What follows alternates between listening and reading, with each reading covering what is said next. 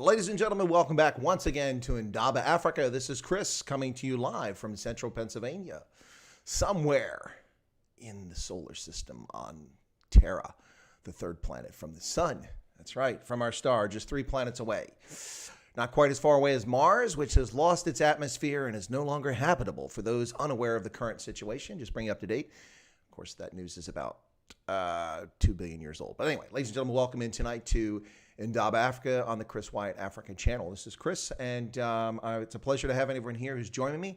I suspect that we're going to be short a few of the usual suspects because it looks like Ronaldo Ho's program is still continuing in his conversation with Phil Craig, and I can understand that. Phil and I spoke for nearly 2 hours. We finally cut it short, just short of 2 hours when we spoke about this on the 14th of June under my past live stream. So whether you find yourself somewhere in the United Kingdom, that being England, Wales, Scotland, and Northern Ireland, or even the Republic of Ireland itself on the Emerald Isle, find yourself in mainland Europe, somewhere in Estonia, Germany, wherever you're at, Belgium, around the world in Asia, whether it's Hong Kong, Singapore, Malaysia, New Zealand, the land where rugby is once back in season, or you find yourself in Africa, Ghana, Nigeria, Liberia, Namibia, Botswana, Dumela, Botswana, and Sawubona, South Africa. Ladies and gentlemen, welcome aboard once again. Chris here coming to you on today's topic. Let's talk about a number of things. So for those of you who might have been on the Ronaldo Ho's channel earlier, and I know some of you were there, I see Christian Perdago is there. He was there earlier, and some other folks were there. I think Anthony Purchase was also there. Yeah, so over on that channel, Tomb Raider was there, and Tomb Raider was throwing me the typical leftist things. Now, if you're here, Tomb Raider, please get in the conversation. You're welcome to join the conversation and learn if you'd like. I'm sure I could probably learn something from you, but not from the cheekiness of your comments. Your comments were intended simply to play the binary game. Well, if you say this, then that must mean you're diametrically opposed to this. So, for instance, Tomb Raider challenged me and said, I've never heard you. The first question was, in Ronaldo's in the chat was on his program was that it seems like you're against affirmative action. Ladies and gentlemen, it shouldn't seem like I'm against affirmative action. Affirmative action is a morally bankrupt, wrong, invalid, unfairly discriminatory practice that discriminates against people based on their skin pigmentation. You can't get much more wrong than that. People don't choose their skin pigmentation. They have no say in it. It's how you're born. And to discriminate against someone on the basis of that is morally bankrupt. Whether it's apartheid South Africa, it's the United States under bankrupt affirmative action policies that denigrate the value of all Americans, or it's the BEE and other legislation taking place in South Africa. It's simply wrong. And because I said that, Tomb Raider started raising questions about other things. And anyway, so if you're here, Tomb Raider, welcome aboard. Let's get into that conversation. Happy to talk about it and ready to go on that. So let me start welcoming folks who are in the chat. Anthony was here 10 minutes ahead of time. Thank you so much for coming in. Christian is here. Thanks, Christian, for jumping in. I mentioned 1,000 plus convictions. Actually, the number was 1,100 that are tracked by the Heritage Foundation. That's not all the convictions. That's just a selection of the convictions. No, and it wasn't for mail-in voting fraud. It was for voting fraud, to be correct, because you actually corrected me on yesterday, Christian, so let's be fair. I will answer that correctly. It was over 1,100 criminal convictions, over 1,254 cases of proven voting fraud, of which many of those are mail-in voting fraud. But specifically, Christian, what I said yesterday is that in New Jersey, what happened in New Jersey is that we have 4 Democratic officials, and it doesn't matter whether Democratic or not, who have been charged with voter fraud in the Paterson, New Jersey entirely mail-in voting election took place for the primary there in May. They've just been charged this week with criminal violations of election law for stuffing the ballot box. 1 in 5 votes were determined to be illegitimate from mail-in only election. There you go. There's your prima facie evidence. And your other question, I think on the other channel, was you're asking, Christian, about, well, how many of them are Republican? Who cares? Who cares if they're all Republican? Who cares if they're all Democrat? It's fraud. And elections are vulnerable to fraud. That is the point. And fraud will be used by one party or the other. Just like the ANC may be in control today, but in the future, another political party may be in charge of South Africa after expropriation without compensation becomes the law of the land in an amended constitution. And that political party will use expropriation without compensation to threaten the confiscation of property, assets, to cow any political opposition. If you dare speak up, life won't be as miserable as simply losing your YouTube channel or being banned on Twitter by bigots on Twitter or losing social media. No.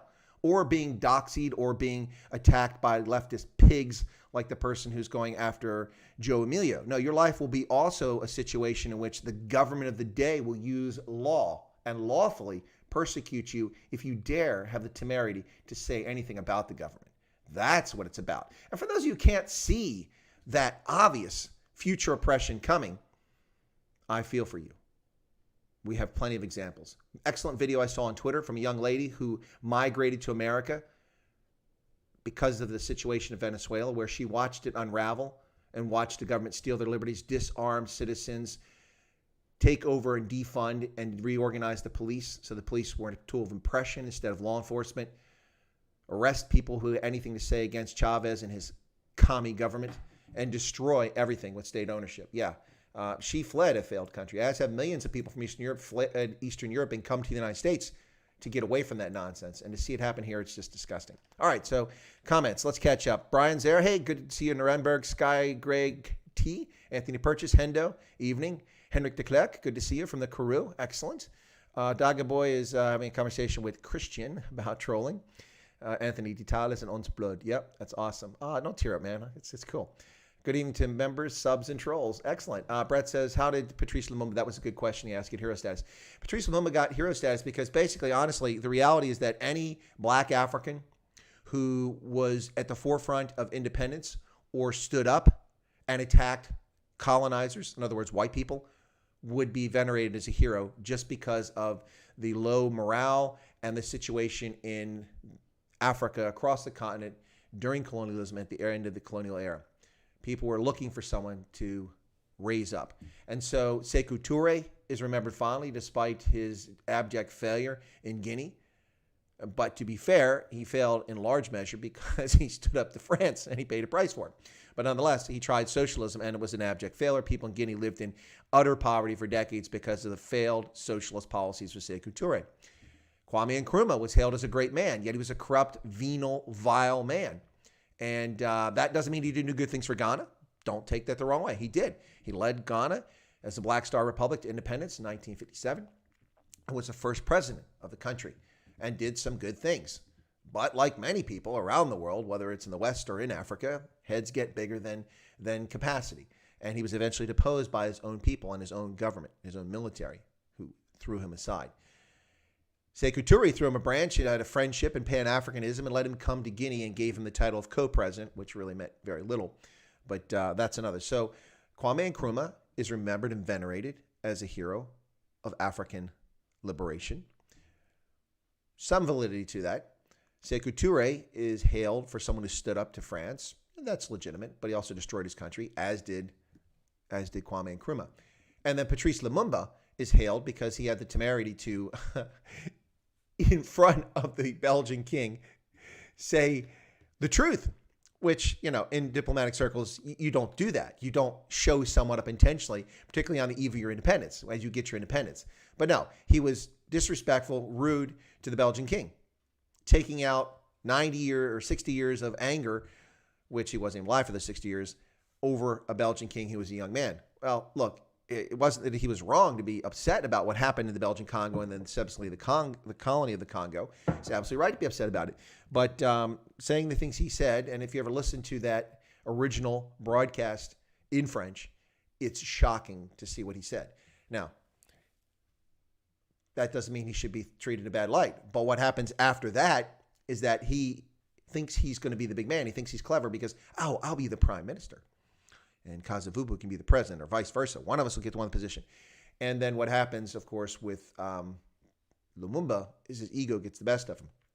And he has no control over the armed forces, yet sends them to put down a rebellion in Katanga, only to land in the wrong place and butcher, rape, murder, pillage innocent villagers in towns that were actually loyal to the government, turning more people against him. Kasavubu and his faction were not happy with Lumumba. And of course, Moise Tshombe and what was happening in Katanga was something completely different, and they were not happy as well. That's why they broke away in a secession movement. Speaking of secession, the Western Cape, that was the topic on Ronaldo's program. So that's kind of what happened. So Patrice Lumumba, Sekou Touré, and Cabral Abukar are also Cabral Abukar and Kwame Nkrumah are all held up as these great Pan-Africanist, and that's why they have the reputation they have and why they're venerated. Well, they're human. They have their own frailties, their own shortcomings and failures. Patrice Lumumba's failures were quite significant. The failures of Kwame Nkrumah affected Ghana only, not the continent. Sekou Touré only affected the Ghanaians, so that's limited. But Patrice Lumumba, his impact affected a lot of people beyond the Congo. Anyway, so that's kind of why Patrice Lumumba has been held up as a hero by many people. The bottom line is this. People that don't understand the intricacies of history simply associate and venerate Patrice Lumumba because of the color of his skin. That's no more valid than venerating George Washington because he looks like me. I wouldn't venerate George Washington because he looks like me. I would venerate him because of his accomplishments and what he did to make this world a better place and for his founding role in this republic, this great republic, under threat by insurrectionists. Yeah, it's good to see you there. Marius Krukam says, good evening. Well, way behind. Come on. Chat's catching up here. So, Ozzy Oba's here. Okay. Christian said, earlier today, Chris made a video about mail-in voting fraud. In 15 minutes, he proved no traceable evidence. What he doesn't explain is the penalty for this transgression. It's all false equivalence. That doesn't even make any sense, Christian. I did make a video earlier today. I published a video yesterday. So your date's wrong. So, okay, that's quibbling, but let's be straight. I did speak for 15 minutes. This was not an evidentiary hearing. I'm under no obligation to produce evidence, Christian, at all. It was an op-ed. It was a video of opinion and editorial on events taking place. And it was in refutation. In fact, I did give evidence. I cited evidence. Unlike the New York Times article, which relied on a single source in one county to claim that that success, which is arguable in itself, that success in King County in Washington State is applicable to the entire country, when in fact most jurisdictions don't follow the same standards or even anywhere near the standards that King County, Washington does. Hey, Anna-Maria Jenkins, good to see you there. Okay. Now, Christian never lets go. That's fine. Christian just keeps showing himself, and that's cool. Keep asking questions. People learn about things. Every time Christian comes out with leftist nonsense talking points that apparently are mailed to him directly from the Democratic National Committee or the ANC, somebody's mailing them to him, or he's very clever, just repeating exactly the same things that we hear from others. Every time he does that, it just gives an opportunity to talk about a topic that can be talked about cogently, and the facts can be put on the table. So no objections, as long as Christian is not disrespectful or hateful towards anybody. He's never been hateful. He's been disrespectful, but that's all right. He's been given a time out for that. Ozzy Oba says Chief Justice Mokheng has recently condemned by the ANC for praising Israel. Based on your experience, what's the general feelings towards Israel among African nations? Many African nations don't really care much about Israel. They don't pay much attention to it. They did have closer relations to Israel, many African countries, going back in the 1970s. But Israel's invasion of Lebanon, southern Lebanon in 1982, really poisoned the well for Israel diplomatically. Now, their invasion wasn't without justification. The Lebanese were firing rockets into northern Israel and the Golan Heights and murdering innocent civilians. And there was no conflict. They just started launching rockets in there. So the Israelis eventually invaded southern Lebanon to push back a buffer zone to get the Katyusha rockets out of range so that they couldn't be fired and rained down on innocent civilians, farms, villages, and towns in northern Israel and the Golan Heights. But the world shifted from seeing Israel as the underdog to seeing it as the bully when it invaded Lebanon. That's not an entirely fair characterization of Israel, but that is how the world views it. And the leftists, of course, turned on Israel. The biggest crowd of anti-Semites on the planet are people on the left who constantly call everyone else an anti-Semite. Yet look at the nonsense. Bill de Blasio threatening Jews with imprisonment if they dare to go to synagogue, which is on private property, threatening Jews by locking their cemeteries and denying them the right to visit their loved ones in Jewish-owned, Jewish private property cemeteries in New York. Yet encouraging the fools and idiots out there destroying the streets of New York, not social distancing, not wearing masks. Yeah, Bill de Blasio, anti-Semite. There you go. He thinks because he married a black woman that makes him so woke. No, it doesn't make you woke. What do we got going on here? What's this? Somebody just subscribed. Patrick Vianello just subscribed. Well, thank you so much for subscribing to the channel, Patrick. Welcome aboard. Good to have you here. Okay, so yeah, I think that the attacks on the Chief Justice of South Africa are vile by his own party and by the ANC and by the EFF. It's simply wrong, and it should not be tolerated. But of course, the ANC will tolerate it. This is the party that has no shortage of misogynist attacks for a hero of the liberation movement, Helen Zille. Brett Sessom says, what's your thoughts on Winnie Mandela, Jackson, Mississippi's mayor called her warrior sister and honored her on Twitter the day after she passed away. Well, okay, this is one that I've talked about a few times, Brett. So what happens with Winnie Mandela is this, is she's a very complicated person. First off, what a lot of people don't realize is that outside of South Africa, before 1990, 1992, most people had never heard of Nelson Mandela unless they were particularly well educated or had been around for decades and remembered the Rivonia trials. But most people like me, born after the Rivonia trials, didn't know who Nelson Mandela was. We weren't taught about Nelson Mandela. He wasn't our hero struggle hero. He wasn't an American. He wasn't a Brit. Most people didn't know who he was. But we all knew who Winnie Mandela was by the 1980s. Of course we did, because she wasn't in prison. And she was always out toy-toying and representing the ANC and the struggle. Particularly after Soweto in 85, she was a household name around the world. So she has some legitimate status as a hero of the liberation struggle in South Africa. Stick with me. Some people are going to criticize me for that, but that is legitimate status. However, that is tarnished by the fact that she's responsible for the death of Stompie. That's right. She's responsible for his death.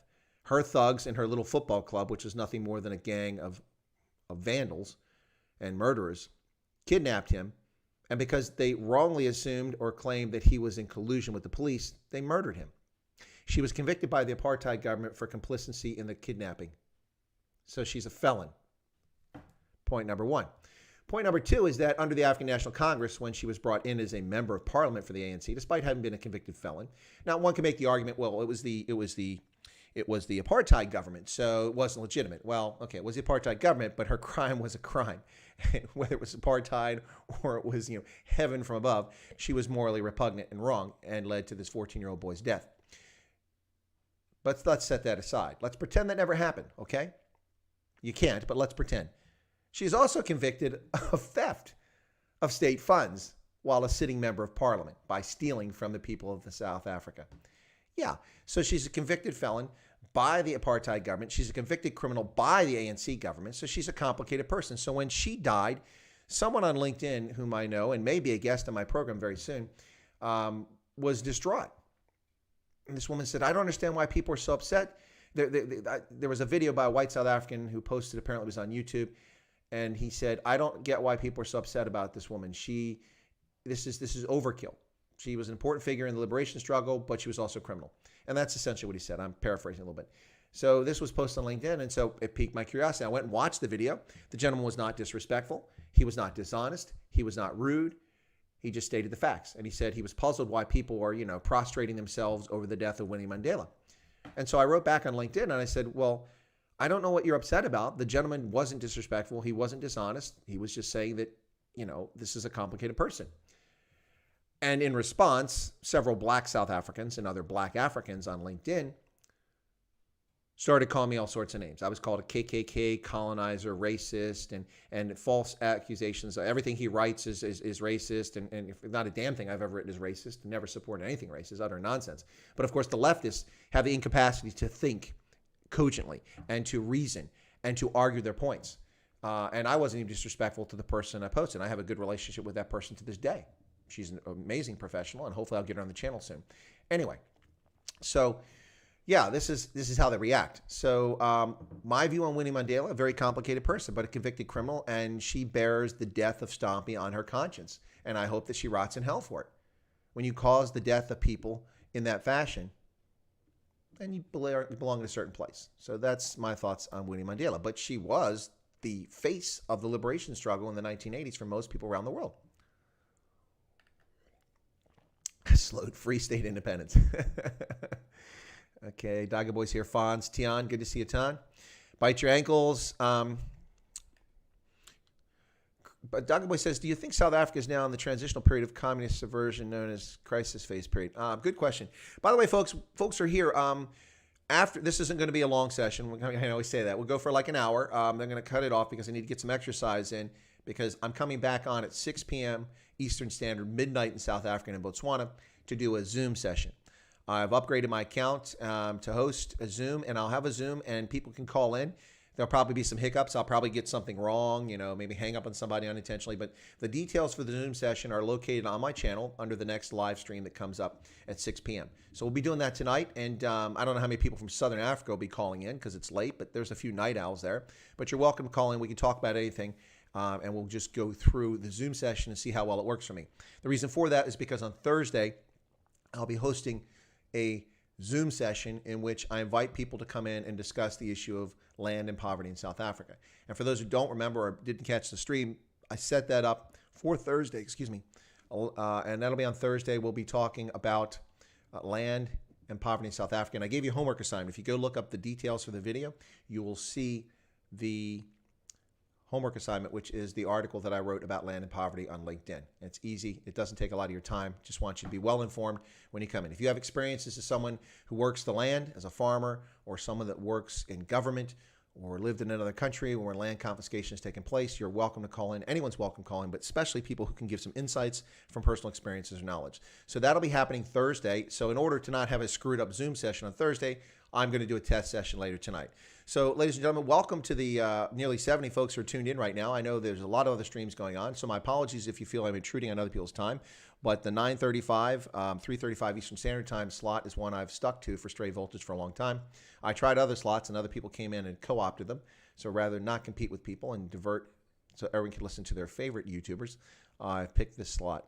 Anyway, the transitional period of communist subversion is crisis phase. Yeah, I think it's exactly what it is, Doggy Boy. That's exactly what the ANC is hoping to achieve right here, is a crisis, so they can take more power. Just look at the wondrous joy of the COVID-19 debacle that has allowed them to get away with undemocratic governance and a totalitarian national coronavirus command council that makes dictates to the people of South Africa. No laws, just decisions. You can't have cigarettes. Poof, no cigarettes. You can't go out of your house or we'll arrest you. Poof, arrest. Yep. Bite Your Ankle says, I've done excessive reading of the Constitution. Parliament makes laws, but if it contravenes the Constitution, Constitutional Court will cancel those laws. That's correct. That's the role of the court. It should be doing that.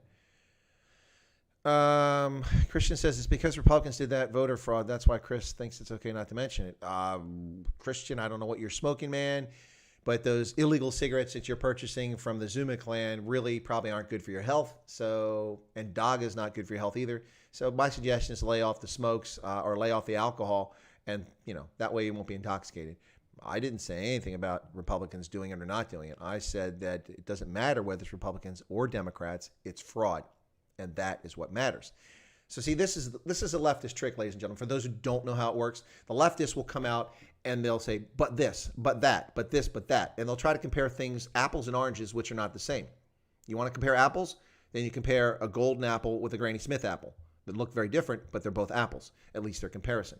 This is not the comparison. Making this argument about who committed the fraud isn't germane. The issue is that voting fraud occurs and mail-in voting fraud does occur. I presented evidence to Christian. I put it on my channel yesterday. I put up the report of the 4 members of the city council and the city council-elect member who defrauded the public through a mail-in ballot that took place in May in a primary in New Jersey. They've been caught and charged with this crime now. And they all happen to be Democrats. So what does that have to do with Democrats or Republicans? Doesn't matter. It's mail-in voter fraud. Republicans could just as easily do it. Doesn't matter. People cheat all the time, Christian. So who cheats isn't the issue. Cheating is the issue. And that's what leftists will do. Oh, a bunch of people must have left. I think some leftists must have just left. One instance. No, that's not one instance, Christian. There's dozens of instances. I gave you over 1,100 cases. You think every single one of them is a Republican? You're delusional.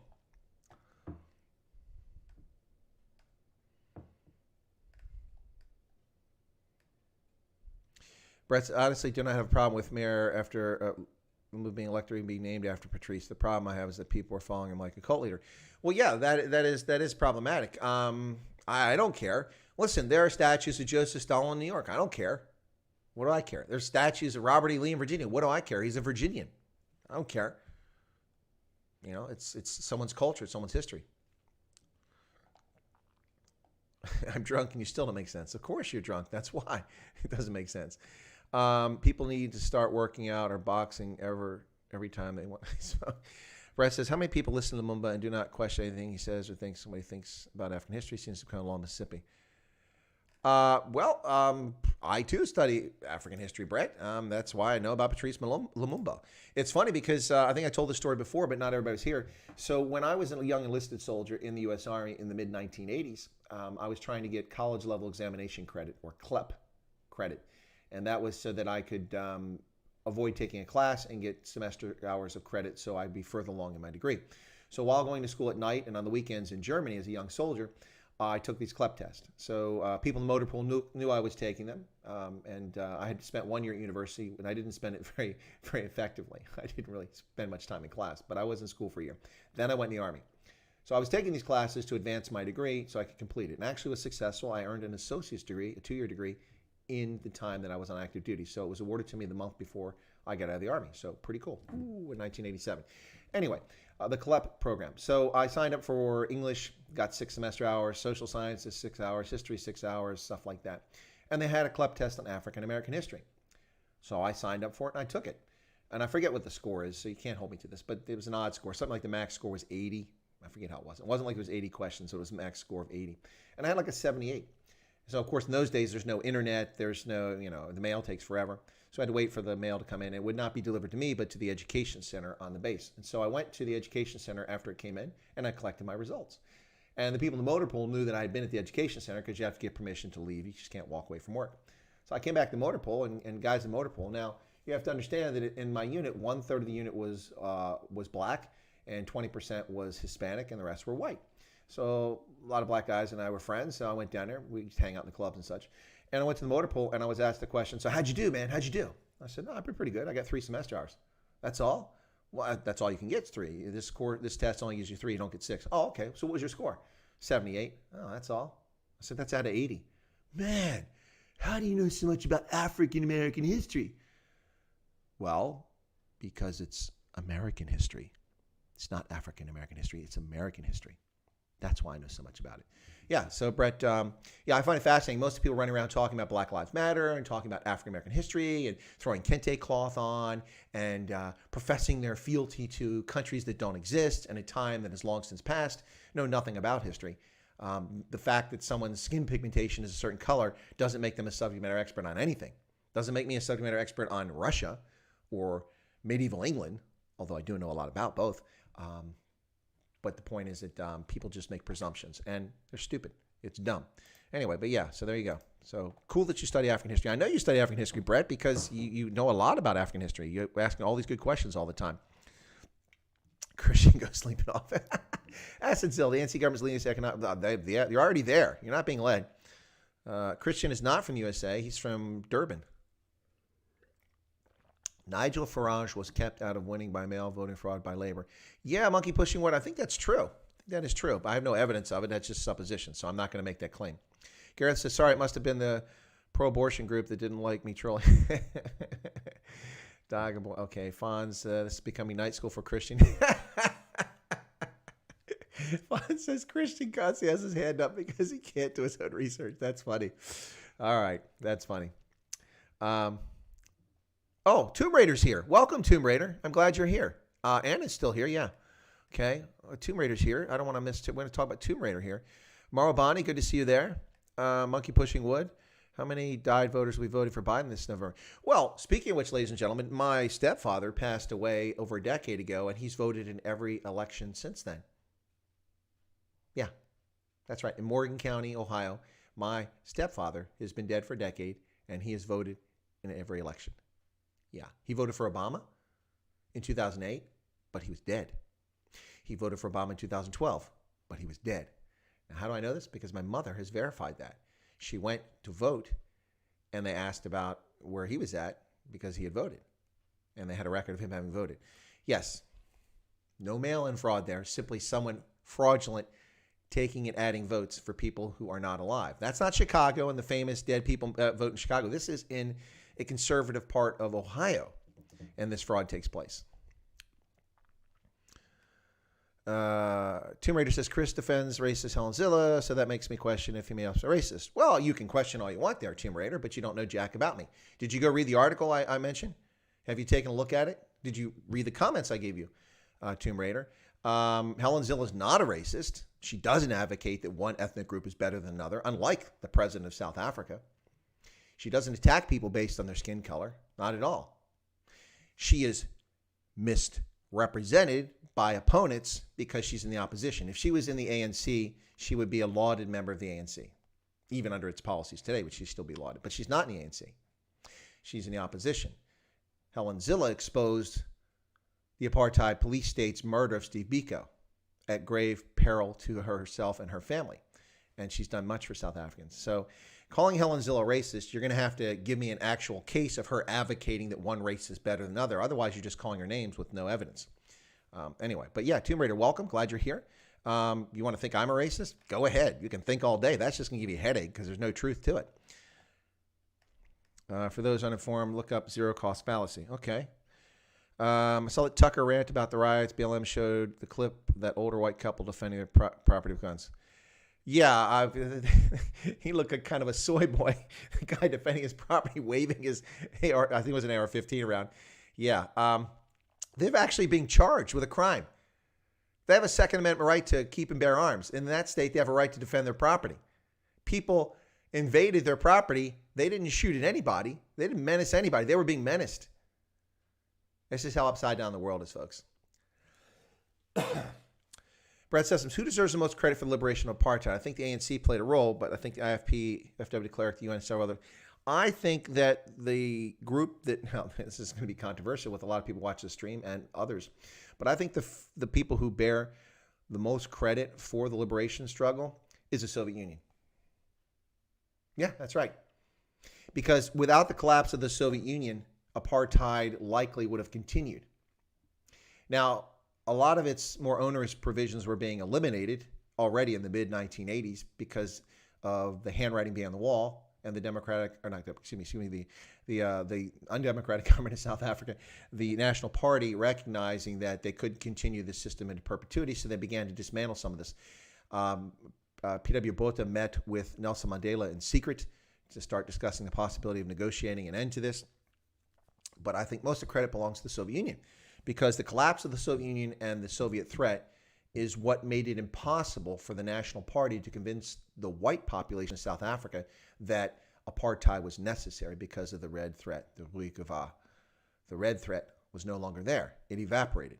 Now, black nationalism remained, but black nationalism had been disproven as a threat that meant the end of the world. You had black nationalist states that had governments that didn't persecute minorities, and you had others that did. But the point is that that threat wasn't as easy something to sell as had been the red threat. When the Soviet Union folded up its tent, that was it, game over, and you could no longer do it. So I think the Soviet Union deserves the failure of the Soviet Union. So how do we get the failure of the Soviet Union?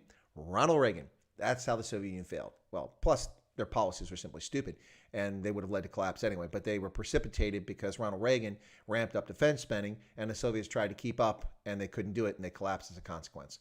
So there you go. So Ronald Reagan, who's vilified by the ANC because he didn't want to sign sanctions against South Africa, is actually one of the key players in why apartheid ended. There you go. But who deserves the most credit? Not the ANC. No, they don't deserve the most credit. Not even close. Charmaine, good to see you here. Erica, hey, what's with the funny faces? Variable Vision, the trolls are determined to derail your live stream. Guess you're making them feel uncomfortable. Thanks, Variable Vision. Yeah, so speaking of Variable Vision, I was going through, because, you know, YouTube doesn't give you notifications every time somebody subscribes. It's kind of annoying. They only do certain ones. I don't know why. Maybe some people have privacy settings. I don't know. But anyway, so I was looking through. I save every time I get a message from YouTube saying this person subscribed. I save them all, and I have several hundred of them now from the few thousand. And I look back, and Variable Vision has been with me since almost the outset of starting this. So thank you for being with me for a long time there, Variable Vision. It's a pleasure. Vutsarko, good to see you there. SpaceX launch. No, don't worry about it. That's cool. That's kind of cool stuff. Your stepdad must hook up with my sister for coffee. When she dies, they can meet in London. No, you don't want to meet my stepdad. Lizette Young, good evening, Lizette. I love that little avatar. That's cool. I can't tell what it is, but I like it. Good evening. Tomb Raider, Tian, to say black privilege is looting the state isn't racist. When she's basically implying that black privilege is stealing, meaning she regard. No. Okay. All right. Okay. The last part of the sentence, where do you get that from? Where does that mean that she says that all black people are thieves? She didn't say that. She didn't imply that. You inferred that incorrectly, Tomb Raider. You inferred that. Just like Christian. Well, all that voter fraud, Chris isn't talking about it because it's all Republicans. No, I'm not talking about it because it's not germane. Let's say they are all Republicans. Every case of voting fraud that the Heritage Foundation has uncovered. 1,200 cases with 1,100 criminal convictions. Let's pretend that all 1,100 of them are actually Republicans.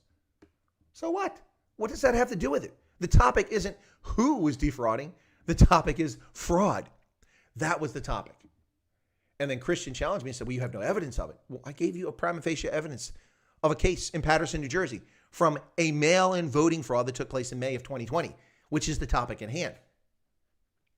My video was an op-ed refuting the New York Times story that claimed that Donald Trump was hysterical and making these claims. Donald Trump is not germane to the issue of mail-in voter fraud either.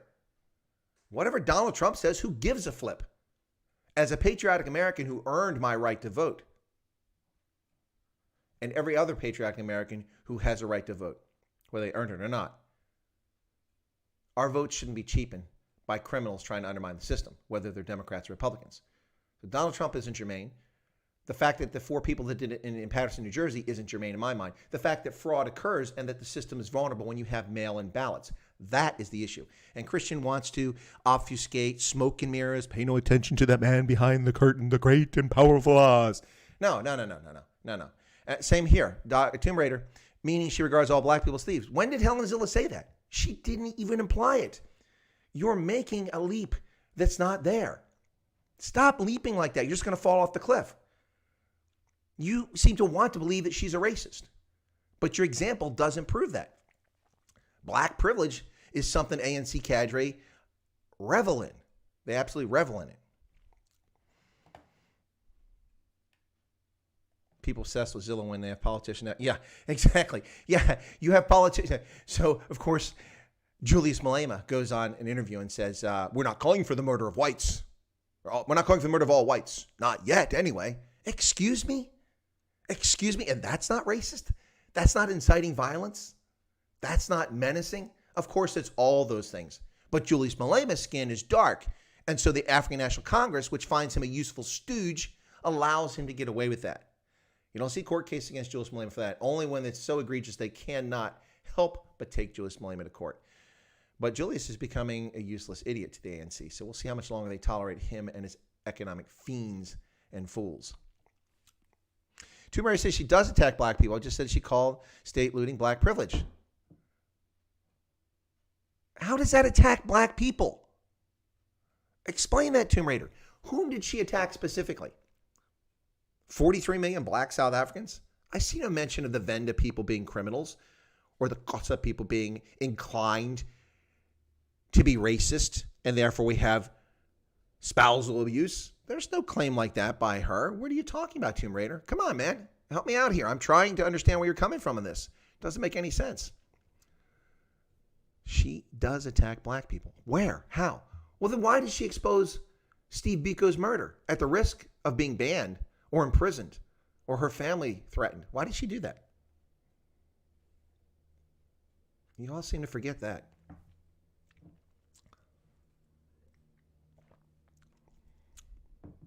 Christoph says, a few political connected enrich themselves while majority struggles in poverty. Yeah, so ladies and gentlemen, let's just ask this obvious question, okay? So Patrice Motsepe gave R1 billion. Well, thank you, Patrice.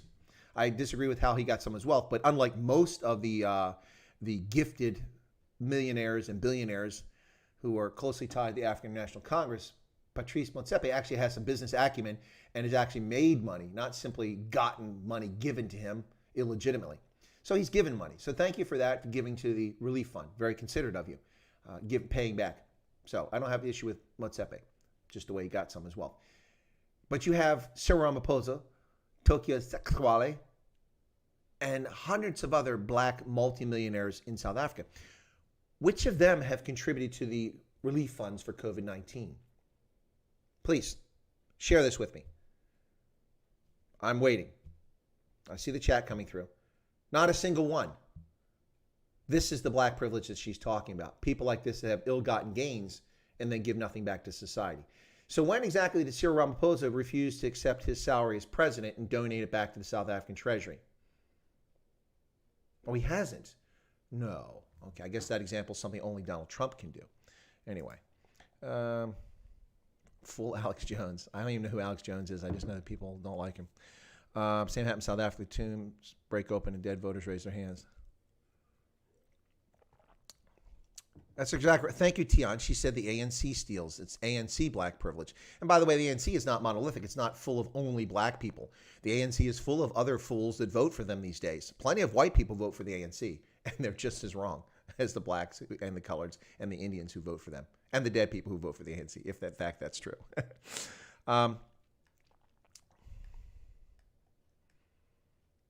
Dogger Boy says Christian should go full Che. Well, he's already gone full Che.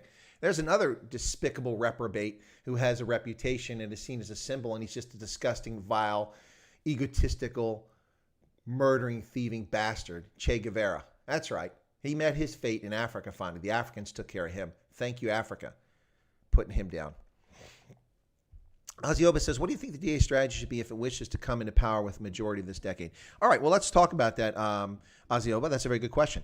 So I've talked about this before in my view, and I'm not supporting or attacking the DA. I had real issues with the DA for 3 years when they lost the plot, when bigot and now apparent, I'm not going to call him a racist, but certainly his racialization of things, Musi Maimane, this utter disgusting, vile things. And I'll be doing a video on his op-ed, by the way. That's coming up either tonight.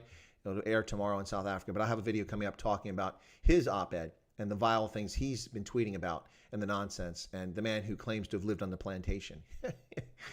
I love that. That's as rich as the president of South Africa, Cyril Ramaphosa, saying that our economy is colonial and racist. Well, it sure is. Give back the $450 million you stole from us. Yeah, that's right. Well, not from me. I'm not South African. But from the shareholders of the companies that were shaken down to give equity stakes to connected ANC cadre who earned nothing, who had no business acumen, who accomplished nothing, who've done nothing for black South Africans except impoverish them, undermine the education system, making education in most of South Africa today worse than it was under Bantu education under apartheid. Yeah, that's right. That's right. At least black South Africans back then had a passable score on the matrix that qualified them to do something, whether they could do it or not in their country. It qualified them. Now all South Africans only have to achieve 30% to graduate.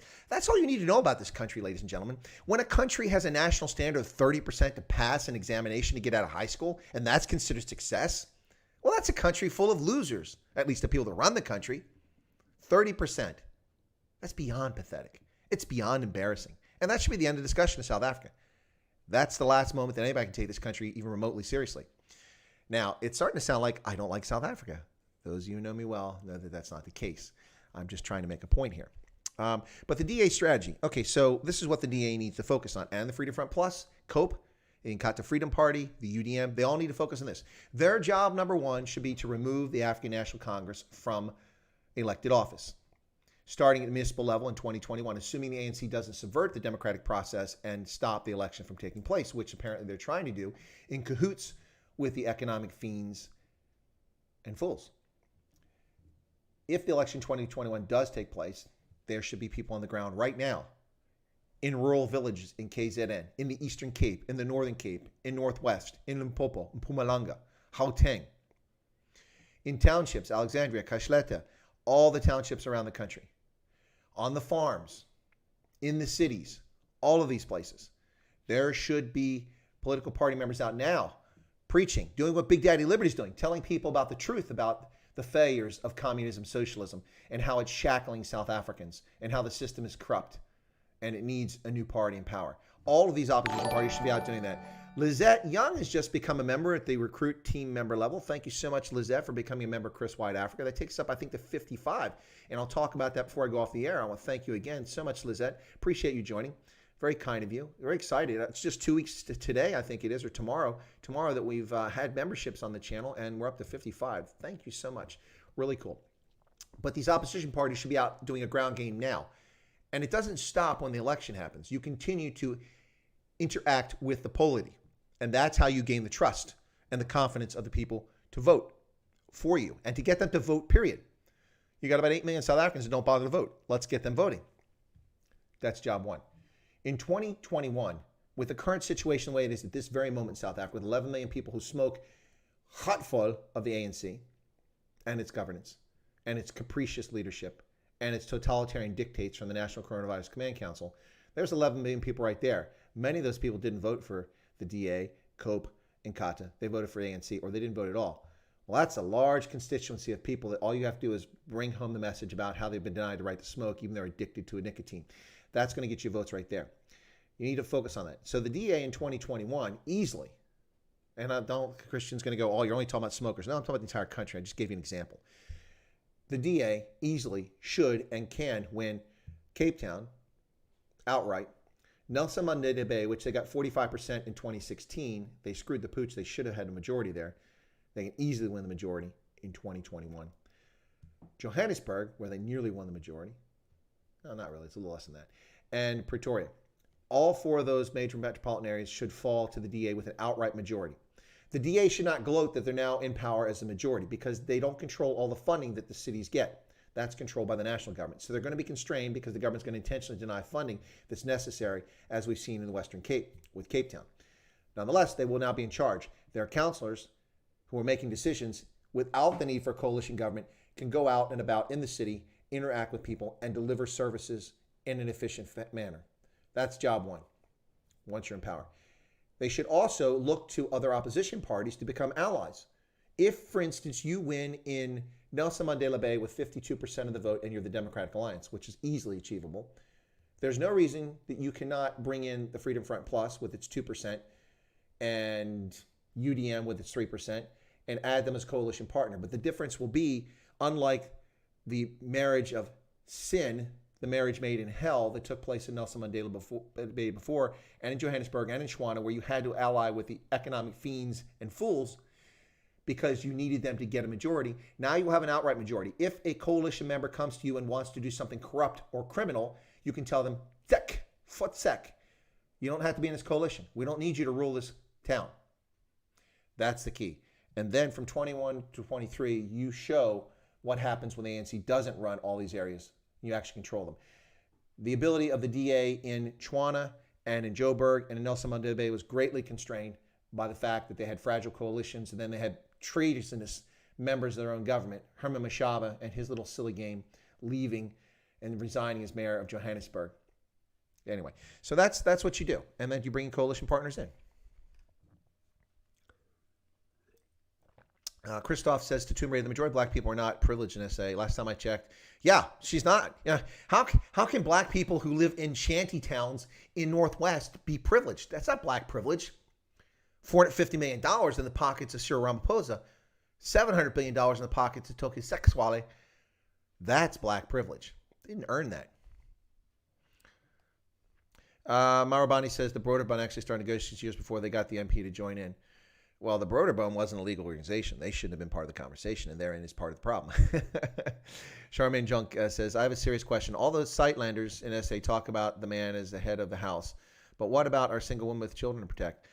Charmaine, I don't follow the Sightlanders. I know who they are. I know what's going on there a little bit, but it seems to me they have this deep connection to the Bible and faith, and it's their interpretation of the Bible, in which I can't speak. If I'm wrong, don't crucify me because I'm not speaking for them. But the impression I got is that they think that a man's place is here and a woman's place is there. If that's how they feel, I disagree with that. There's lots of single women with children need to be protected. So yeah, absolutely. And not just single women. You got widows too. Remember, folks, 60 murders a day. That's a lot of widows and orphans in South Africa. Brett says, Obama was a horrible president for us and Trump was way better, but Obama was not the worst president U.S. ever had. Jimmy Carter. Yeah, Jimmy Carter was pretty bad. But he did have a signature achievement, Camp David. Camp David was an impressive outcome, and it led to decades of peace between Egypt and Israel, which was the key part of the Middle East peace question, was Egypt and Israel. Yep. Rian Taljard. Hey, Rian, good to see you there. Good to see you. Corporate America and Deep State have purged more commentators on the right before they run into... Yeah, they're purging them all the time. Yeah, you notice that there's this huge purge going on YouTube, on Twitter, especially on Twitter, and on Reddit, and on Twitch, and all these. Twitch is supposed to be a gaming platform, and they're banning people because of things they say. That's it's not the right or responsibility of these social media companies to do these sorts of things. They have managed to get themselves special exemptions under government law, and that's what Trump was acting on with the executive order that allows them to not be sued for the things that people say. Yet they go and attack and censor people as if they're the government, and they're not. And so anyway, but that is their privilege. They're a private corporation. They can do what they want within reason. But you'll see what happens to companies like Twitter. They will lose people left and right. In fact, it's gotten so bad that the leftists and the trolls are out trying to destroy Parler now.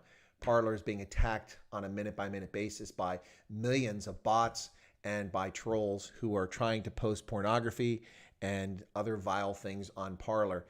Parler does prevent some things from being on its site, including pornography. No pornography. But Twitter is just full of disgusting pornography. I'm not against pornography. That's not at all. My issue here is that you see the most vile things on there and none of it's censored. We see Kathy Griffin holding up the severed head of Donald Trump on Twitter, not censored. We see Alyssa Milano calling him fat, racist, pig, F this, F that. No censorship whatsoever. Yeah, it's a sick world, ladies and gentlemen. Christian has a question for Chris's followers. Why bother with the middleman? Just get your propaganda straight. Okay, Christian. Yeah, why bother with the middleman? You're welcome to go watch Fox News, Christian. You're welcome to go watch MSLSD. Washington Compost. Yep, go ahead. Enjoy yourself. But you're welcome to stay here if you like, even though you're being cheeky and it makes no sense. I haven't propagandized one thing. Give me one statement that I've said was propaganda, even in jest, in this stream. Go ahead. All right.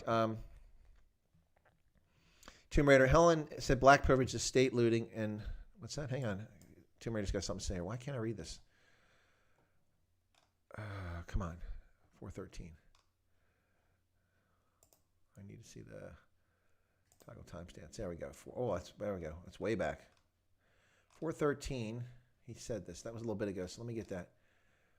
How did I miss that? 413. Come on. Well, that doesn't match up. My chat isn't matching up. No wonder I'm okay. I'm way behind on my chat because my chat window is not loading properly. Okay, sorry about that, guys. Now I've just realized why sometimes this stuff doesn't work right. Protection, Chris. What protection?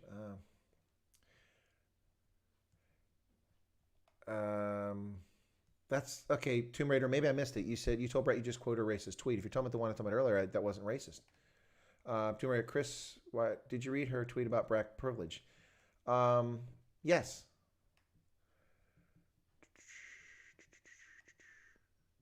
Fiends and fools. Hendo likes that. Tomb Raider's trolling. Yeah, Tomb Raider is trolling, but I mean, maybe Tomb Raider may have some validity here. So you are English and you're telling me that when someone says black privilege is state looting, she isn't saying all black people, including us. Okay. All right. First off, Tomb Raider, you're exposing your bigotry. I'm not English. I'm American. There's no disputing that. There's no claim to anything else. I'm not English. I haven't been English since 1621. That's when my ancestors left Virginia and settled the Jamestown colony of Virginia. Yes, I know Jamestown was founded in 1607, but the first royal governor of the Jamestown colony of Virginia was Sir Francis Wyatt, my 17th great uncle. His brother, the Reverend Haught Wyatt, was the progenitor of approximately 90,000 people named Wyatt in North America today. 75,000 of whom are white, whatever white is, and 15,000 of whom are black or mixed race, but have the surname Wyatt, all stemming from the result of the Reverend Haught Wyatt arriving in 1621 with his brother, Sir Francis Wyatt. So I'm not English, so you're mistaken about that. I speak English and German and Afrikaans and Setswana and Swahili, a little bit of Italian, but I'm not English.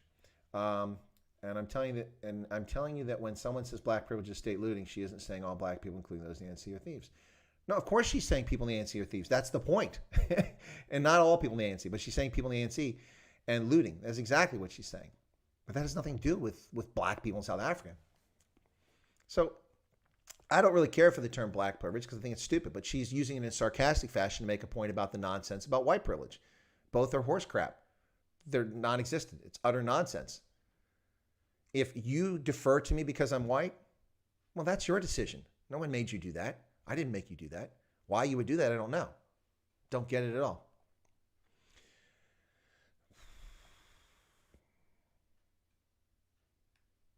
Gareth says, Tomb Raider, well, you clearly don't understand black privilege. It's being able to loot a country and steal hundreds of billions of rands and get reelected. That's exactly right, Gareth. That is what Helen Zilla is saying. Acid Zill says South African whites all voted to abolish apartheid way before 1994. No, that's not actually accurate, Acid Zill. Let's put the facts on the table. There was a referendum in 1992 because F.W. de Klerk insisted on it, and it took place, and 63% of white South Africans who voted to abolish apartheid. Yep, that's correct. 63%. Yep, which is a overwhelming majority. I mean, you get 63% in any election. That's pretty impressive. Rijol T says, certain people tend to forget that Helen Zille is a journalist and major anti-apartheid activist. Seems they choose willy-nilly who they hate. Exactly, Rijol. And it's 4:18 that you said that, so we're already a good 20 minutes behind that. So my apologies, but that's what I talked about. She exposed the murder of Steve Biko at grave peril. You know, it's like the ANC taking credit for the liberation. What a bunch of nonsense.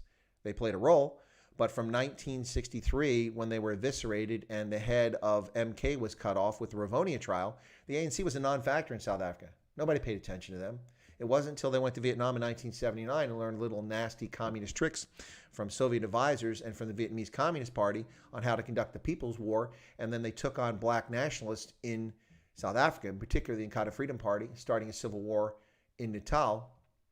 It wasn't until then, and then with the good fortune for them that the stupidity of the National Party in making Afrikaans the language of instruction in all schools in 85 and torched off a 9-month rebellion in South Africa, that fell into the ANC's hands. And only because of that did they gain any relevance and find themselves with a seat at the table. And the fact that Nelson Mandela is still in prison, and Tambo and such. That's the only reason they were relevant. The Freedom Charter of 1955 is not the work of the ANC. Now, if you go to the anti-apartheid or the Apartheid Museum in Soweto, you'll get the impression that the ANC is responsible for it. They were just one of many contributing partners. In fact, the majority of that thing was actually written by white Jewish South Africans who were liberals. Fact. Freedom Charter, the Pan-African Congress, and many others involved. The convenient forgetting of the Black Sash movement and its decades-long effort to end apartheid. Convenient to forget that. The banning of white South Africans who spoke out against the government or wrote against the government. Conveniently forgetting. Cry of the Beloved Country didn't come about because some white guy decided it was a cool novel. It was a true story. Anyway, the list of stuff goes on and on. Wesley says, I think we should start selling popcorn. You're going to be rich. Yeah, I won't be selling coffee. For those who don't know, Giselle, the Afrikaans musician who's based in Pretoria, she's from Namibia, and I will be selling coffee at some point here very soon. We're working on that right now. We're working on a special blend for Indaba Africa, and it'll be co-branded for Giselle and Indaba Africa, and so you will be able to purchase coffee soon. For those of you in South Africa, I won't be shipping it abroad. It will only be available in South Africa, and it will be South African coffee. So it will support South Africa's economy, and it will come from South African business to South African consumers. Yep, and I'm not doing that because I'm trying to make a bunch of money. Trust me, I can't make much money in coffee. I'm doing it because people have asked for merchandise and things like that, and because Giselle and her manager asked me if I want to be involved in it, and I'm like, cool. That gets me involved in a business venture in South Africa. That's kind of cool. So we'll do that. That's coming up sometime soon. Erica says, so let me try and figure this out, Tomb Raider. Helen Zille challenges the black privilege mentality and she gets labeled racist. Really? Well, exactly, Erica. That's what's going on here. That's what Tomb Raider is saying. There is no such thing as black privilege, Christoph. Correct. Tomb Raider. I agree with you 100%. And there's no such thing as white privilege. There you go. All right. You can't have one without the other. So if you were asking me, Tomb Raider, if I think it was appropriate for Helen Zille to use the term black privilege, I would say no, because I think it's fictitious. As is white privilege. Boom. Mic drop. Anyway, so neither one of them exists. They're fantasies in the minds of bigots and racists. And political opportunists. How you like that? Now he's going to say, but you just said that their minds are racist. That's why Helen Zille did. No, Helen Zille used the term, as I said, satirically, in a political, satirical context. Che Guevara died in Argentina. Did he really?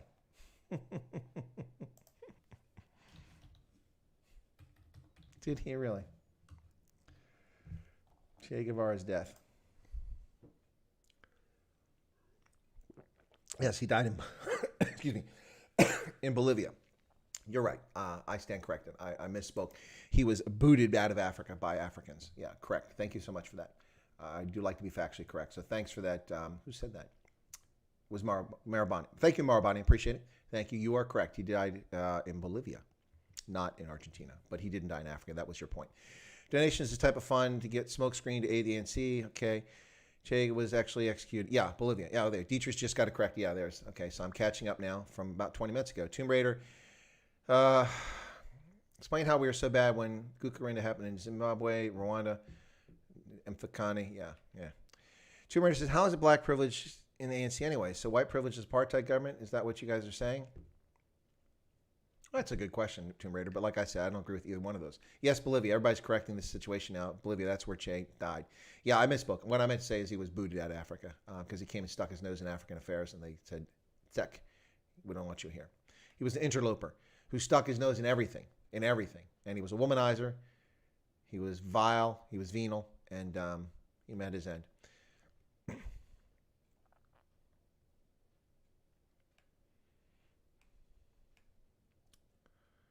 Are the rich Chinese privileged? No, that's not. Tomb Raider says, Marabani B is only accessible to those who are politically connected. That's the number one. Number two, B is an affirmative action law that was the intention when it was implemented. Yes, but as we've discussed, Tomb Raider, affirmative action is morally bankrupt.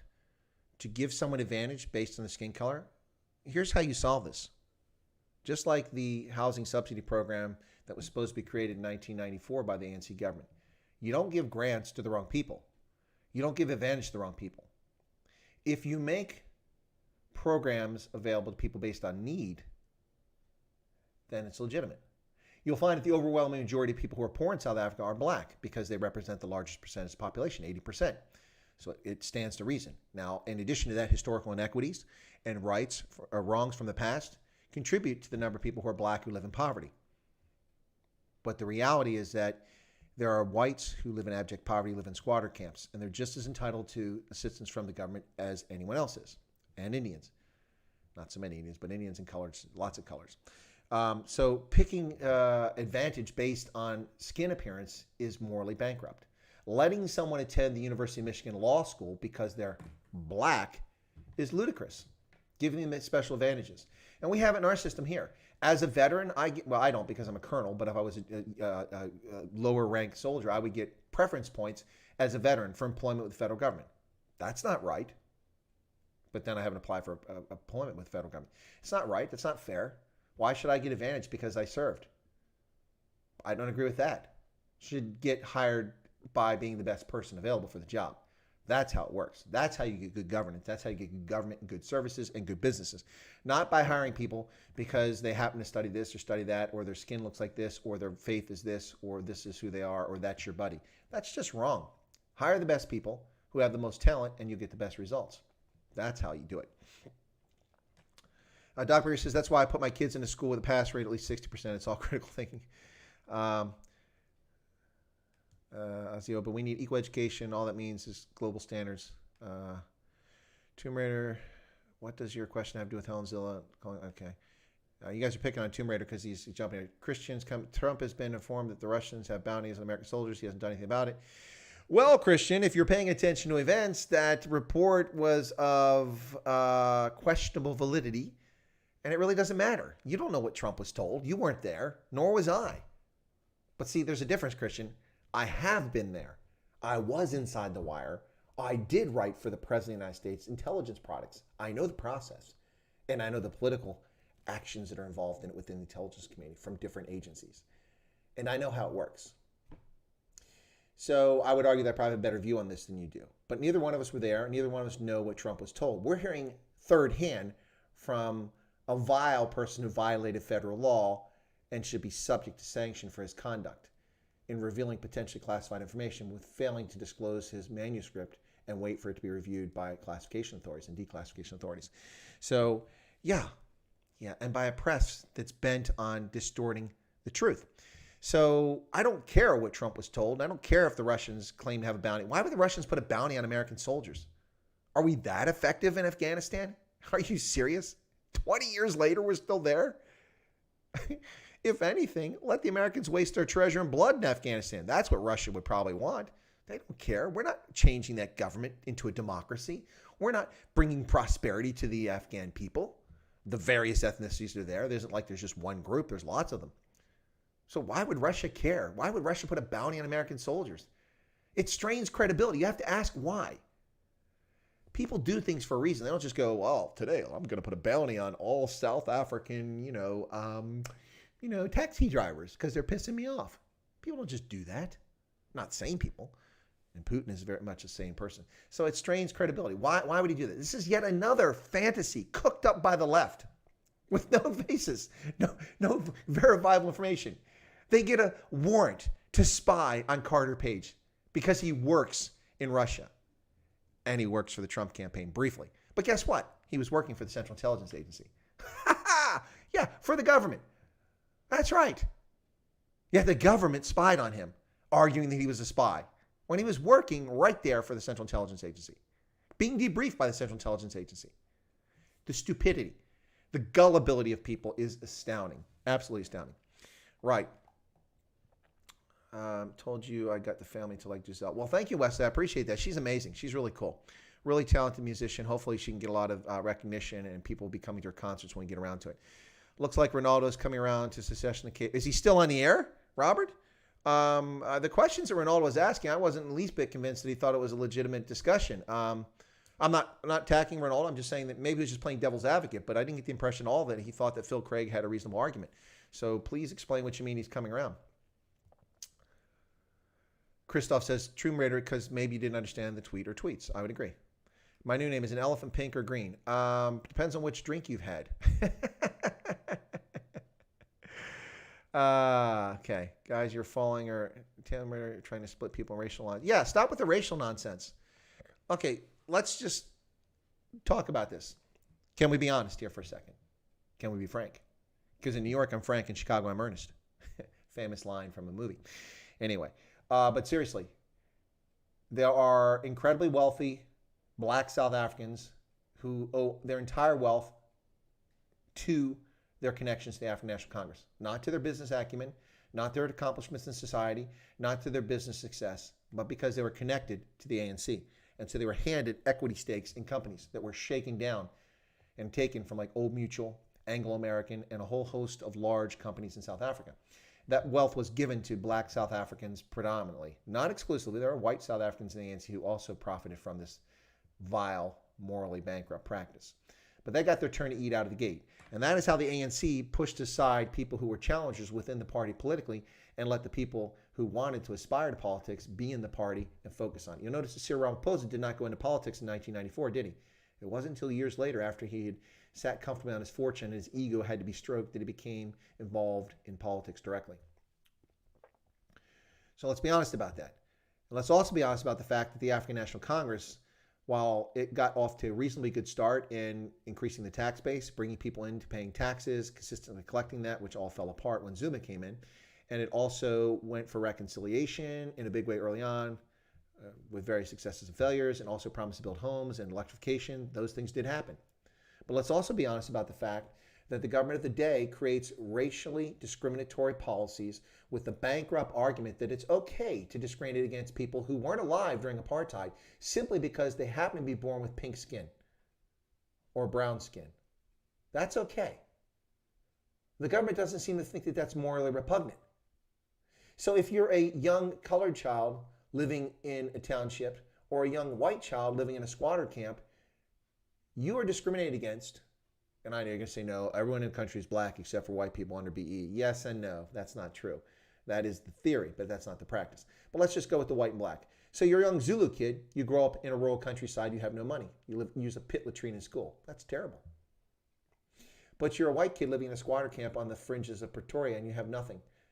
And you try to go to university. You're denied. You apply for a job. You're denied because you're white. That's not right. You apply for a tender. You start a business. You pick yourself up and you create a company. Let's pick up a lawn servicing company. And you're trying to bid on a contract to mow the lawns and maintain the grounds at Parliament in Cape Town. You're denied the contract because you're not BE certified. That's morally disgusting. It's vile. It's reprehensible. And it doesn't help anybody. How does that uplift poor South Africans or black South Africans particularly? It does not. It does not.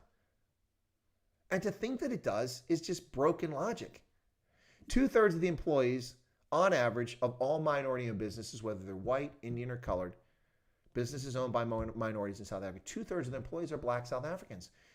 When you discriminate against minority business, you discriminate against black South Africans.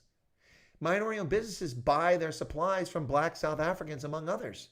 So when they can't buy things because you discriminate against them, even though they can deliver a better product in a timely fashion because of their skin color, you're no better than the apartheid government. In fact, you're worse because you justify it by claiming past injustices. And the fact that I make this argument does not absolve the apartheid government. And it does not mean that I believe that that was right. And to make that claim, which some people are going to claim here, means you're just being dishonest. You're being intellectually bankrupt. Intellectually bankrupt. Anyway.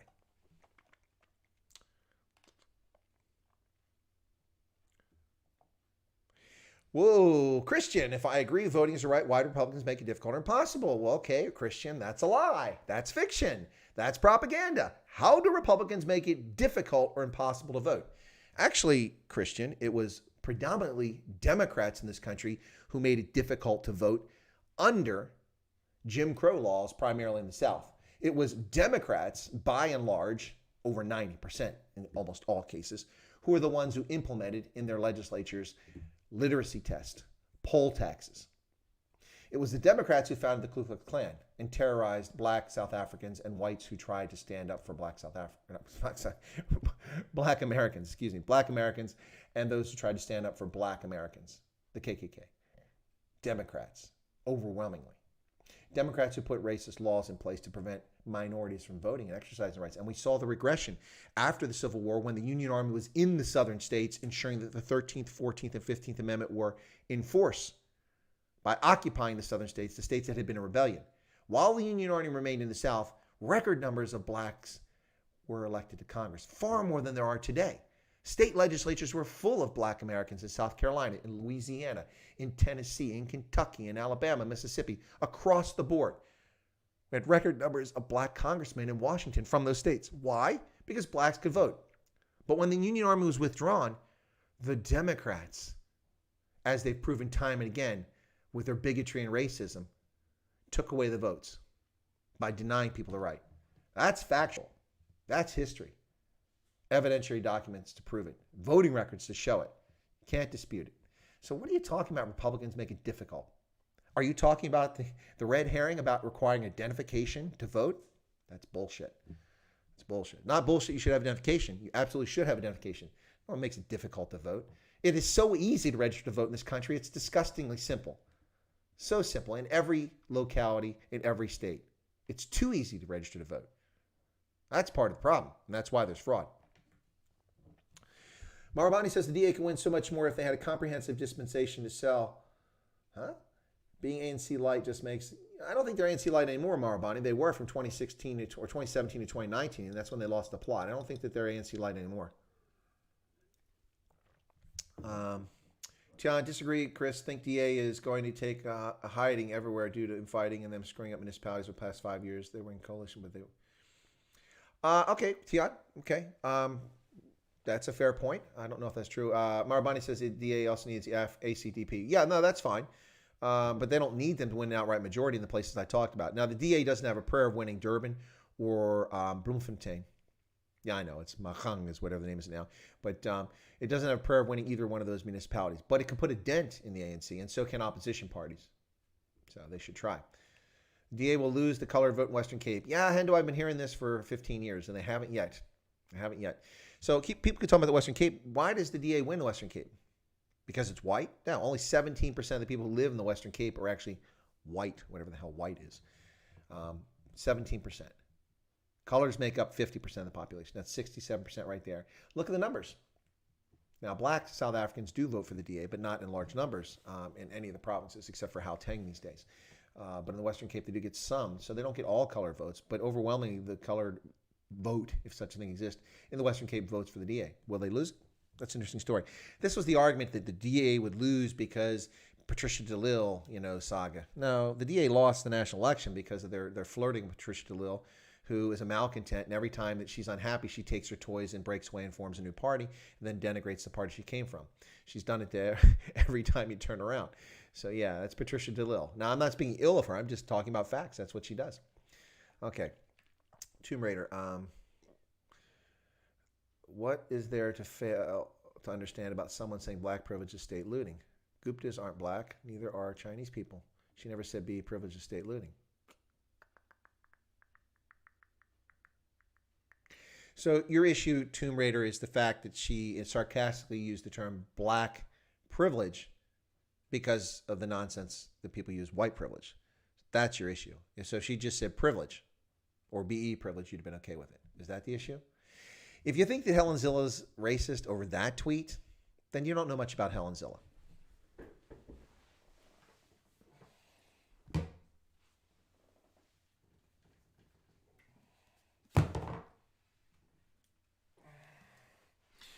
My recommendation to you, Tomb Raiders, you do a little research, do a little reading.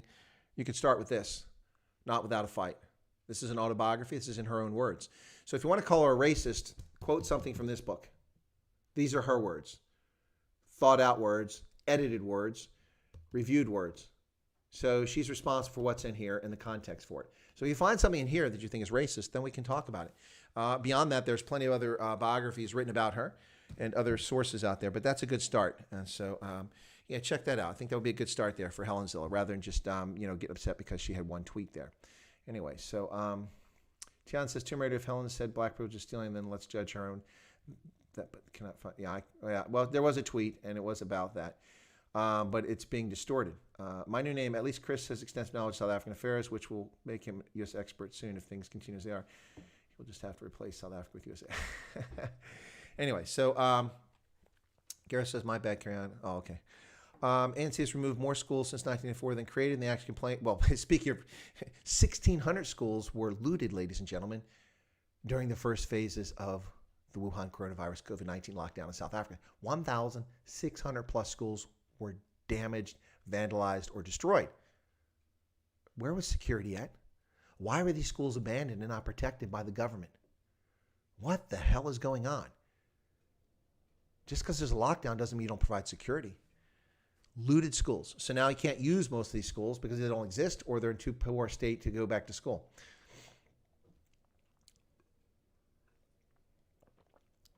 Morton Christie is saying, please answer Ozzy Oba. He seems confused between South Africa and the Middle East. I missed what Ozzy Oba said. Let me go back and see if I can find it. I don't see it. Oh, there's Ozzy Oba. We need equal education. No, that's not it. So I don't know what Ozzy Oba is confused about. 2110 in my pocket thanks to paying taxes. Tired of nannies. Gareth says he can't see himself bring himself to voting for DA, provincial or national, until John comes out and acknowledges he disagrees with movement attempting racism buildup. Yeah, I get your point there, Gareth, but you think he endorses it? Do you really think Steenhuisen endorses what Musi Maimane said? I don't think so. Tomb Raider, Chris Wyatt, well, she is racist because she has also been lauding apartheid lately. No. See, now that I've read. That's fiction. That's a myth. What Helen Zilla said is that not everything that occurred under colonialism was bad. That's what she said. And what she was referring to is the fact that South Africa had an infrastructure, it had a functioning economy, it had a system of governance, it had a system of courts. Now, those things were perverted by the National Party to meet its own needs. But that doesn't mean that nothing before. So, like the idiots at UCT, oh, stop the colonial science. Okay, fine. So, what is African science? Do you have an answer and then propose a hypothesis? Or do you come with a hypothesis to explain it? What exactly is African science? Please explain that to me. Yeah, that's the nonsense that's going on here. That's what you're talking about. That doesn't make her racist. That's juvenile. That's juvenile. De Klerk is attributing, what's this? No, he's not a racist because he said apartheid wasn't a crime against humanity. It doesn't meet the definition of a crime against humanity. That was his point. He should have just not said anything about it. But that was de Klerk's point. Apartheid was morally wrong, but it was legal. It was the law of the land, just like BE is legal. I'm not disputing that BE is criminal. I may call it that, in a sarcastic moment, but what I am disputing is whether it's morally right. Just because something's a law doesn't make it morally right. Apartheid was the law of the land, passed by legislatures, signed into law under a government, but it was morally wrong. BE is a law, and it's morally wrong. De Klerk saying that apartheid was not a crime against humanity doesn't make him a racist. Might make him a lawyer, but it doesn't make him a racist. And it also doesn't mean that it wasn't morally wrong. He didn't make that argument.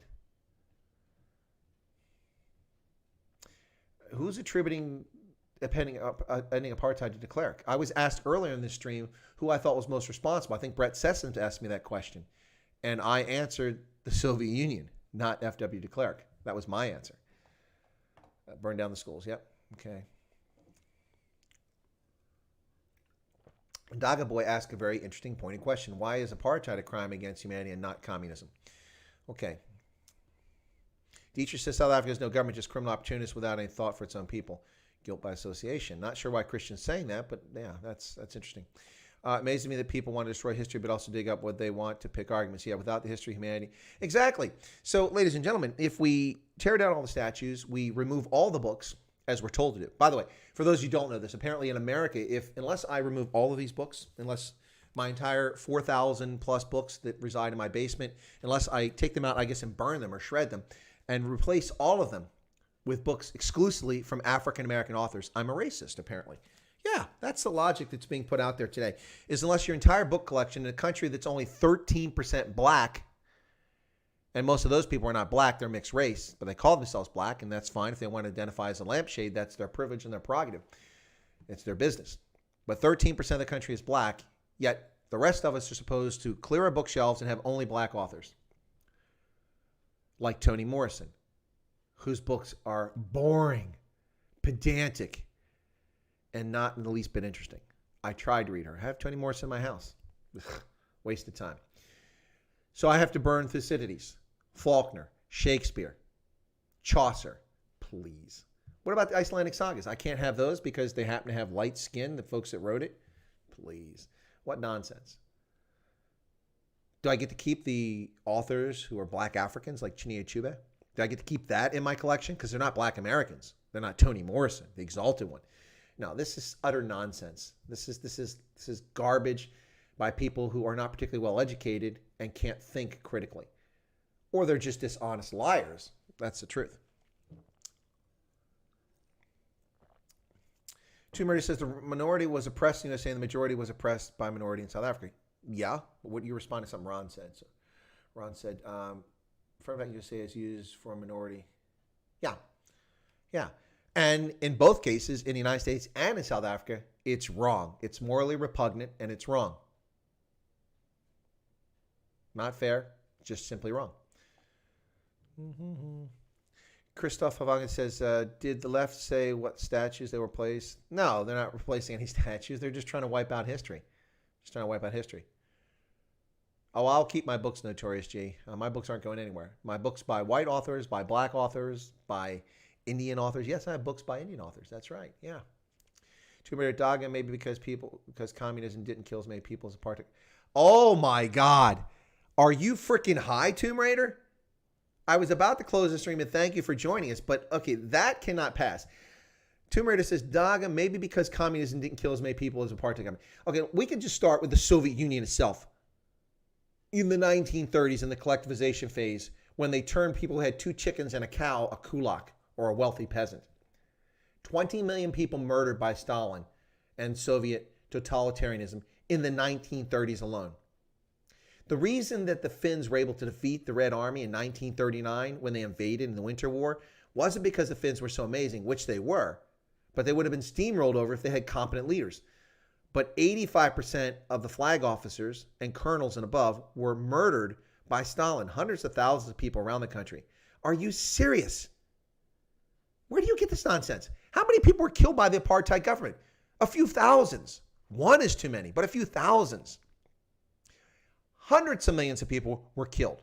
30 million people were murdered by Mao during the Cultural Revolution in China alone. That's 50 million right there. We're not even talking about the entire history of Soviet totalitarianism or the wars that they started. Oh my God. Where do you get this information from? Where are you learning this at? Is this a product of South Africa's education system or America's education system? Dear God, this is insane. The number of people who died in the gulags. Let's just take Romania. In Romania, the Soviets kidnapped over 200,000 ethnic Germans who had nothing to do with Nazi Germany. They just happened to speak German and lived in Romania for 1,000 years, from the year 1049 when the Hungarian king invited them there to be a defense against the Turks in Transylvania. And they had lived there. Others had come after that. But they had lived there for nearly 1,000 years. And after the Second World War, because their factories needed workers, the Soviets kidnapped millions of people from Eastern Europe and sent them off to the Urals and the gulags, where they died in mass. Nothing to do with the war. That's just the ethnic Germans in Transylvania. I could run through the list of people. The Estonians, the Latvians, the Lithuanians, the Ukrainians, the Belarusians, Jews. Oh my God. Volga Germans. 3 million Volga Germans discriminated against, sent out to Central Asia. Oh my God. Leftist totalitarianism has killed hundreds of millions of people in the 20th century alone. The apartheid government killed more. Oh my God. Wow. Okay. I need to end. Oh my goodness. Oh my goodness. Well, seriously, but Tomb Raider, thanks for coming along. Really appreciate it. You're telling Daga for stop talking nonsense. You are talking nonsense. What did Daga say? Daga says total 166 million. Oh, no, that's not even a full figure, Daga boy. It depends on how you look at this. Yeah. No. I just gave you 50 million from two little short periods. The Cultural Revolution in China, which doesn't even deal with the Chinese Civil War between Chiang Kai-shek and the Kuomintang government against Mao and his communists. That was millions more and against the Japanese, but that's not because of totalitarianism. Oh my gosh. Oh my goodness. Christian says religion has killed more than ideology. No, Christian, religion hasn't killed a single person. Religion has killed nobody. People have killed in the name of religion. Absolutely. Absolutely. But religion hasn't killed anybody. Yep. Anyway, guys, I've got another stream coming on in an hour, so I'm going to go ahead and call it quits. There's 60 folks here now. But before I go, what I did want to do is thank those who become members of the channel. Let me double check and get my stats here. Make sure we're up to date. So we did have a new member join us today, and that was Lizette Young. Lizette, thank you so much for joining. I really appreciate becoming a team member of the channel. And Greer Coughlin joined when we were offline. And it says I've got Sky, Greg T joined. But Sky, you joined yesterday, I thought. But anyway, but thank you so much for joining. So Sky, Greg T, thank you for joining. Greer Coughlin and Lizette Young, thank you all so much for becoming members of the team. No super chats during this session, were there? Let me just double check. I don't think there are any super chats. If I missed it. No super chats. So that's it for memberships. We are now up to 56 members of Chris White Africa. Thank you so much for that. Listen, Tomb Raider, thanks for coming over from Ronaldo's channel. Thank you for listening. I appreciate you being here. You're welcome to come back. Don't feel that you're not welcome here. You're most welcome here. But and we can talk more about these subjects if you'd like. Also, if you'd like to call in later on, I will be back on in just under an hour, and when I'll be doing the Zoom session. So if people want to check it out, we'll see what happens. But folks are welcome to come back in. Be nice to folks over there. Smuggling food illegal. Okay, anyway, so thank you so much. Hey, there's Get You Out of Line, Lynn. Lynn, good to see you there. Anyway, thank you all for tuning in tonight so much. I really appreciate it. Never even got to the topics of the day or even discussed Phil Craig and the Cape Independence Advocacy Group, which was he was on Ronaldo Ho's channel earlier, and I was going to talk about that. We didn't really get to that. So thanks so much for that. We did talk a lot about totalitarianism and Soviet elitism and yada, yada, yada. And we talked a lot more about Helen Zilla than I ever anticipated. You know what? I need to get Helen Zilla on my program so I can bring these topics up with her. Notorious G says we need to do a Zoom session earlier times. Yes, but this is a practice session. It's not a real session. It's just, it'll be real. It'll be live, but we're testing the system. I don't want to do that in prime time and waste people's time. So for those who want to be night owls or those who are here on the East Coast, just want to call in and check it out, we're going to see how it goes. So I've paid Zoom their money, and hopefully they're keeping the Chinese off our streams. Anyway, ladies and gentlemen, thank you so much for tuning in. You've been watching Indaba Africa on the Chris White Africa channel, and I'm going ahead and close out as I usually do with Giselle. And I'll be back at midnight, which is in 53 minutes from now. So I've got to get a quick bit of exercise in so I can get back here and set up. So it gives me about 40 minutes. So I got time to set up. Thank you all so much for tuning in. Tomb Raider, thanks for coming over. Christian, thanks for trolling as always in the channel. Appreciate it. But I will call you out and say that I don't see you trolling Ronaldo anywhere near as much as you troll me. You just seem to agree with everything he says. And it's funny because the space between Ronaldo Hose and I is not that far apart. I'm a conservative, but international politically, my views are a little bit different than a conservative has here in the U.S. Anyway, all right. Christian says, I think I've answered questions. I haven't. Well, of course not, Christian. You haven't drank enough yet. have a few more beers, smoke some more of those legal cigarettes, enjoy your daga, and come back at midnight, and we'll see you then. All right, ladies and gentlemen, this has been Indaba Africa. Thank you so much for your patronage and for tuning in, and I'm going to close out now with Giselle.